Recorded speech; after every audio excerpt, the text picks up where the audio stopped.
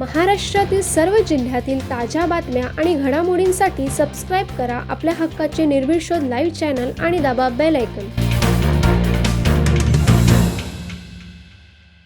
उरणमध्ये Dronagiri node रस्त्यावर मंगळवारी बाजार भरत आहे, तर 4 फाटा येथे रविवारी। हे दोन्ही बाजार सिडकोच्या जागेत अनधिकृतपणे चालू असून सिडको अधिकारी यांच्याकडून जाणून बुजून दुर्लक्ष होत आहे। या रस्त्यांवर चालू असलेल्या बाजारांमुळे वाहन चालक प्रवासी नागरिकांना वाहतूक कोंडीचा सामना नाहक सहन करावा लागत आहे। द्रोणागिरी नोड व उरण 4 फाटा येथील बाजारात असलेल्या प्रत्येक दुकानदाराकडून एका दिवसाचा 100 ते 150 रुपये घेतले जातात। ही वसुली गावगुंडांकडून होत असून याचा हिस्सा संबंधित अधिकारी यांना पोहोचत असल्याने या अनधिकृत बाजारावर कारवाई होत नसल्याचे नागरिक बोलत आहेत। सिडकोच्या जागेवर अतिक्रमण किंवा त्या जागेचा वापर कोणी करू नये म्हणून सिडकोने अतिक्रमण विभाग सुद्धा स्थापन केलेला आहे, परंतु या विभागाकडून सुद्धा दुर्लक्ष होत असल्याने सिडकोच्या जागेचा वापर होत आहे। या बाजारात आलेल्या नागरिकांकडून सुद्धा बेधडक रस्त्यावरच दुचाकी पार्क करतात, तर फुटपाथ व रस्त्यावर तर या दुकानदारांनी बस्तान मांडलेले। त्यामुळे इतर वाहन चालकांना वाहतूक कोंडीचा त्रास सहन करावा लागत आहे। याबाबत उरण पोलीस ठाणे हद्दीतील मंगळवारच्या द्रोणागिरी नोड बाजार व रविवारी 4 फाटा बाजार या दोन्ही अनधिकृत साप्ताहिक बाजारांमध्ये अतिक्रमण करून दुकाने मांडणाऱ्यांवर सिडकोने कारवाई करावी, तसेच रस्त्यावर दुकाने मांडणारे व वाहन पार्क करणाऱ्यांवर वाहतूक विभागाने